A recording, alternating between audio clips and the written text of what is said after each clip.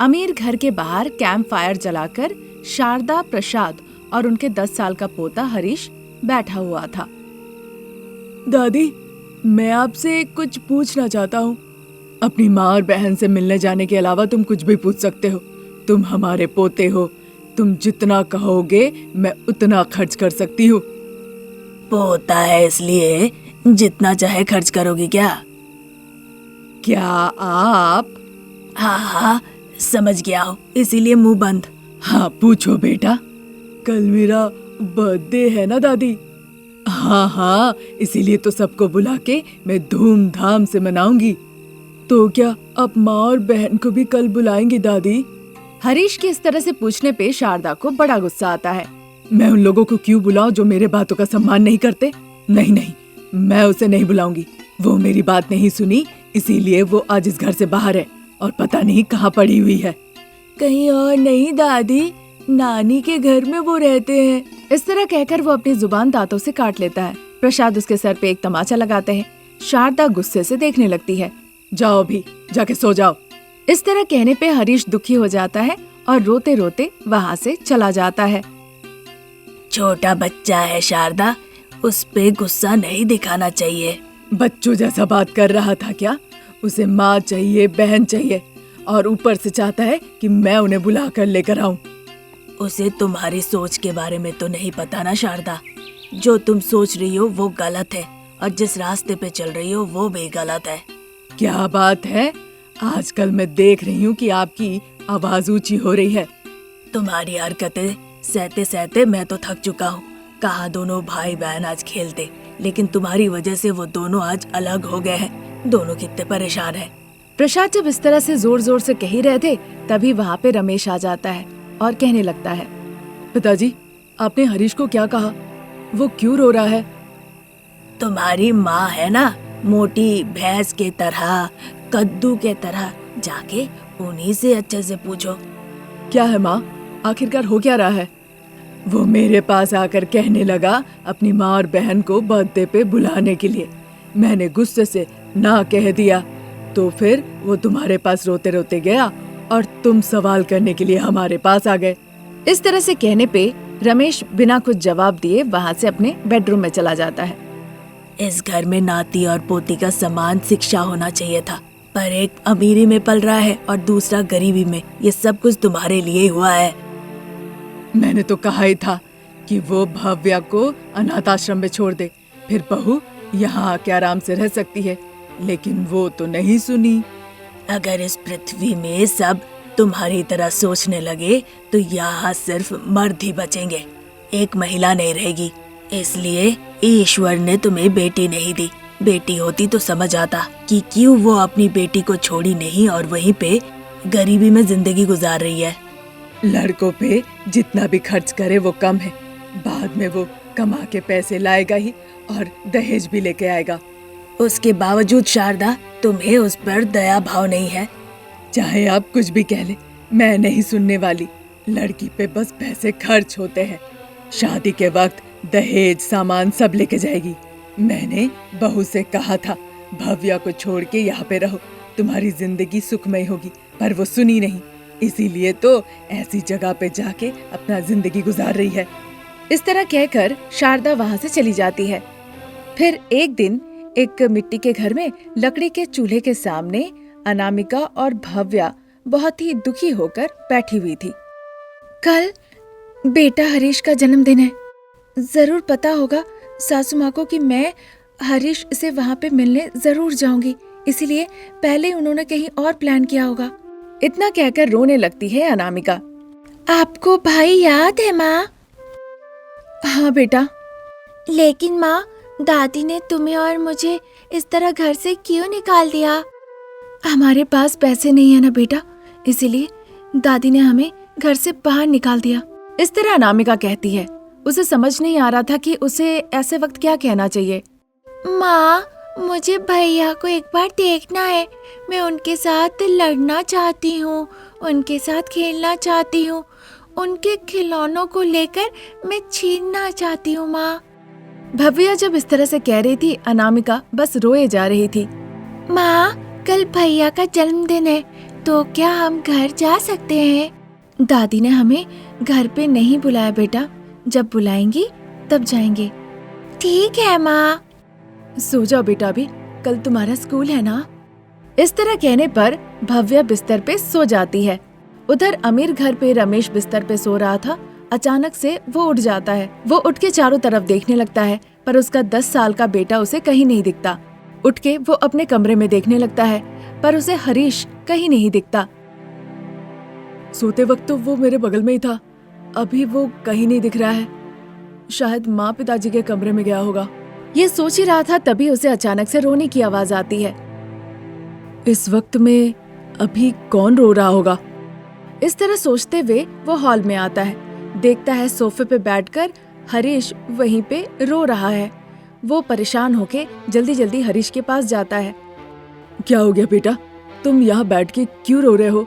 पिताजी, मुझे मेरी बहन चाहिए, मैं उसे देखना चाहता हूँ, उसके साथ खेलना चाहता हूँ। ये बात सुन के रमेश बहुत दुखी हो जाता है। उसकी आंखें भर आती है। देखो हरीश, मुझे भी भव्य से मिलना है, मुझे भी उसके साथ खेलना है, पर वो तो अपनी माँ के साथ है ना, उसकी माँ उसे अपने साथ ले गई है। हम भी तो माँ के पास जा सकते हैं ना पिताजी, उनके साथ रह सकते हैं। हम दोनों फिर भव्य के साथ मजे मजे से खेल पाएंगे। हम दोनों अगर तुम्हारी माँ के पास गए तो दादी तुम्हारी जाने नहीं देगी। तुम्हें और मुझे यहीं पे रहना होगा, सिर्फ दादी के साथ। ऐसा क्यों है पिताजी?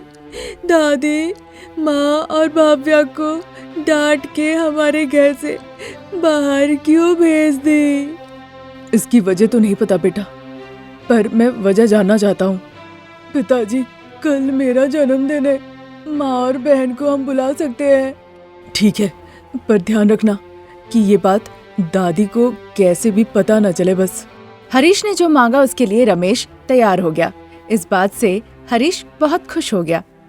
उधर गरीब अनामिका मिट्टी के चूल्हे के सामने बैठकर मनी मन सोच रही होती है। मैं उन्हें फोन करूं उससे पहले माँ जी ने उनका नंबर चेंज करवा दिया। वो मुझे फोन करेंगे उससे पहले माँ जी ने मेरा नंबर भी चेंज करवा दिया और कहा उन्हें नहीं बताने के लिए। पता नहीं मेरी सास पैसों के लिए इतनी पागल क्यों है। ये सब सोचकर वो बहुत दुखी हो जाती है। रात का समय, बाहर बर्फबारी हो रही थी। रमेश एक छतरी लेकर अपने 10 साल के बेटे के साथ मिट्टी के रास्ते से चल के जा रहा होता है। पिताजी, अगर हम माँ को फोन करके बताएं कि हम उनसे मिलने के लिए आ रहे हैं तो बहुत अच्छा होगा ना। फिर माँ और बहन बिना सोए हमारे लिए दोनों इंतजार करेगी ना। अगर हम फोन पे बात किए और इस तरह से रात को माँ और बहन से मिलने के लिए चले गए और दादी को पता चल गया, फिर तो मुश्किल हो जाएगा। क्यों पिताजी, माँ को दादी और बहन क्यों नहीं पसंद है? अब मैं चाहे तुम्हें कुछ भी कहूँ, तुम्हें समझ में नहीं आएगा। अभी तुम्हें माँ और बहन से मिलना है ना, तो जल्दी जल्दी चलो। इस तरह कहते हुए वो हरीश को लेके मिट्टी के घर पे आता है। पिताजी, इसी घर में माँ और बहन रहते हैं क्या? हाँ बेटा। इस तरह कहकर रमेश खिड़की के पास खड़ा होकर देखने लगता है। वो अनामिका को चूल्हे के पास देखता है। अनामिका, अनामिका। रमेश आवाज लगाता है। आवाज सुन के अनामिका चारों तरफ देखने लगती है। आवाज सुन के देखती है कि पति रमेश खिड़की के बाहर खड़े हैं। खुश होकर जल्दी से दरवाजा खोलती है। रमेश और हरीश घर के अंदर आते हैं। फिर खुशी खुशी वो बातचीत करने लगते हैं। शारदा का सर एक कपड़े से बांधा हुआ था और वो अस्पताल के बिस्तर पे आराम कर रही होती है। आंखें खोलकर देखती है कि डॉक्टर साहब और भव्या बगल में बैठी है। ये देखकर शारदा को बड़ा गुस्सा आता है।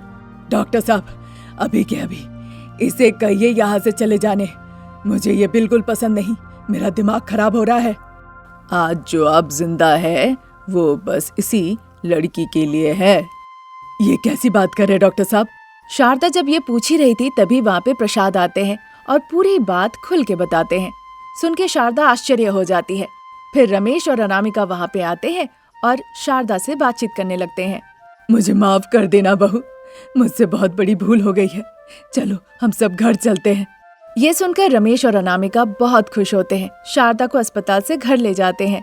अमीर घर पे हरीश का जन्मदिन बड़े ही धूमधाम से मनाया जाता है। उस दिन के बाद से शारदा हरीश और भाव्या को समान नजरों से देखती है और प्यार करने लगती है। तो ये थी आज की कहानी। कहानी आपको कैसी लगी कमेंट करके जरूर बताइएगा। तब तक के लिए हम आज्ञा लेते हैं। नमस्कार। घर के सामने ही एक सब्जी के ठेले के पास शारदा खड़ी थी। कमला, तुम बैग रेडी करो और उसमें सारे सब्जियों को आधा आधा केजी करके डाल दो। मैं घर जाके बड़ी बहू अनामिका के हाथ पैसे भिजवाती हूँ। ये सुनते ही कमला गुस्से में आ जाती है। मैं हाथ जोड़ती हूँ मैडम, अनामिका मैडम को मत भेजिए। अगर आपको पैसे देकर भेज नहीं है तो छोटी बहू अमृता के हाथ में भेजिए, नहीं तो मैं कल उस तरफ आऊंगी और आके खुद ही ले जाऊंगी। मैं तुम्हारी तकलीफ समझ रही हूँ कमला, पर छोटी बहू अमृता नहीं है, बाहर गई है।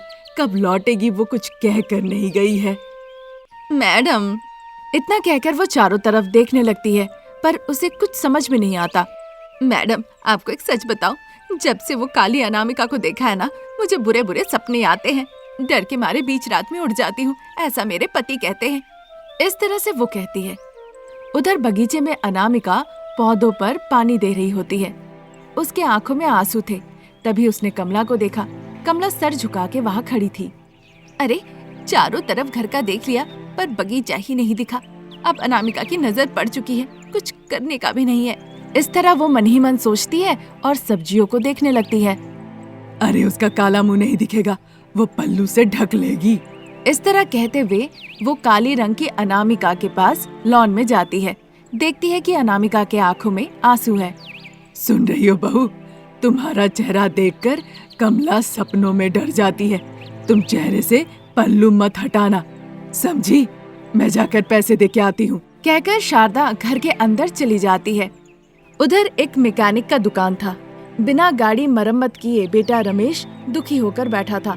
तभी वहाँ पिताजी प्रसाद आते हैं। दुखी मत हो, तुम्हारी माँ का हमारी काली बहू के प्रति बर्ताव देखकर सब धीरे धीरे ठीक हो जाएगा। नहीं पिताजी, मैं ये नहीं मानता हूँ। वो तो गोरी भाभी अमृता की बहुत तारीफ करती है और मेरी पत्नी काली है, इसीलिए हमेशा उसको डांटती रहती है। मैं तुम्हारा दर्द समझता हूँ बेटा, बहू को जैसा कहता हूँ करने को बोलो, फिर जो होगा उसका बंदोबस्त किया जाएगा। ठीक है पिताजी, ये बात आपने सही कही है। इतना कहकर रमेश फिर से गाड़ी की मरम्मत करने लगता है। अपने चेहरे को पल्लू से ढककर अनामिका रो रही होती है। शारदा घर के अंदर से पैसे ले आकर अनामिका के पास जाती है और उसके हाथों में पैसे देती है। जाओ, अपने मुंह को कपड़े से ढक कर जाओ और कमला को पैसे देकर सब्जियां ले आओ।